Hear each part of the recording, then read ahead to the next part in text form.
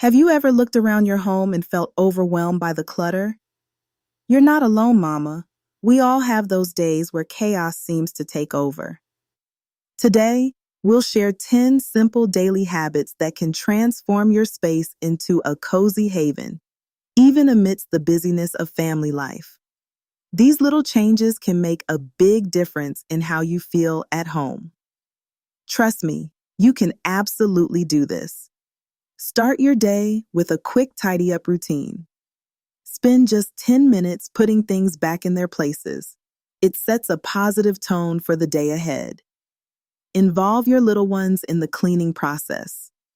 This not only helps lighten your load, but also teaches them responsibility and teamwork.